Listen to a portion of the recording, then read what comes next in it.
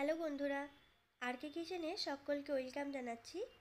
আজকে আমি বানিয়ে দেখাচ্ছি চিকেন মোমো, তার সাথে খাওয়ার জন্য চাটনি। চলুন দেখে নিন আজকের আমার ভিডিও। মোমোজ চাটনি বানানোর জন্য আমি একটা পাত্রের মধ্যে 3টে টমেটো নিয়ে নিয়েছি, আর তার সাথে 2টো শুকনো লঙ্কা নিয়েছি, সেদ্ধ করে নেব।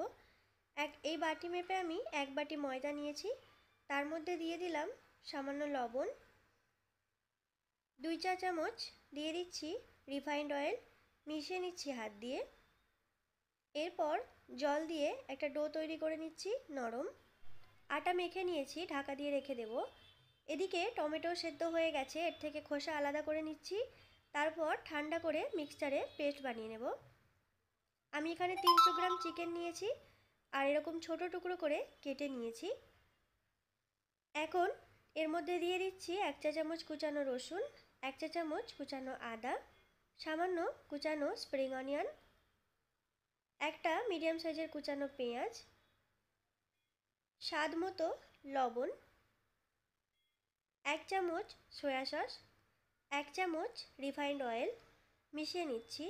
আপনারা এখানে কাঁচা লঙ্কা ও গোলমরিচের গুঁড়ো ব্যবহার করতে পারেন। আমি এখানে ব্যবহার করছি না, কারণ বাচ্চাদের জন্য বানাচ্ছি। মিশিয়ে নেওয়ার পর 10 মিনিট আমি রেখে দেব ফ্রিজের মধ্যে, আপনারা বাইরেও রাখতে পারেন।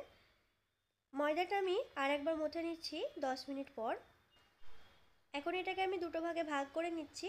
তারপর এর থেকে ছোট ছোট করে লেচি কেটে নেব। লেচিগুলো কেটে নেওয়ার পর আমি একটা পাত্রের মধ্যে রেখে ঢাকা দিয়ে রাখবো। এর থেকে আমি একটা লেচি নিয়েছি, আর একটু পাতলা করে বেলে নিচ্ছি। এখন এর মাঝখানে চিকেনের পুরটা দিয়ে দিচ্ছি। এরপর দেখুন আমি কিভাবে ভাঁজ করছি। যেরকম শাড়ির কুচি ভাঁজ হয় সেরকমভাবে ভাঁজ করে নিচ্ছি। আপনারা আমার হাতের দিকে লক্ষ্য করুন, দেখলে বুঝতে পারবেন কিভাবে আমি মোমোজের ভাঁজগুলো দিচ্ছি। আমি আজকে আপনাদের 3টে পদ্ধতিতে মোমোজ বানানো দেখাচ্ছি। দেখুন একটা রেডি হয়ে গেল। এরপর দ্বিতীয়টা বানানোর জন্য মাঝখানে পুর দিয়ে দিলাম। এরপর দুটো মুখকে আমি একসাথে মিশিয়ে নিচ্ছি এরকম ত্রিকোণভাবে। তারপর দেখুন হাত দিয়ে দুটো মুখকে আবারও একসঙ্গে মিশিয়ে দিচ্ছি। এইটা বানানো খুবই সহজ, আর খুবই সহজ পদ্ধতি এটা, এভাবে আপনারা বানাতে পারেন। এরপর আবারও একটা লেচির মধ্যে আমি পুর দিয়ে দিলাম, চারপাশে জল লাগিয়ে নিচ্ছি। এটা আমি গোল মোমোজ বানাবো, তাই একটু ছোট ছোট করে ভাঁজ করছি। ভাঁজগুলো একটু ছোট করে নেবেন, দেখুন দেখলে বুঝতে পারবেন। দেখুন কত সুন্দরভাবে বানানো হয়ে গেল সবগুলো। এখন একটা পাত্রের মধ্যে আমি জল গরম করে নিয়েছি।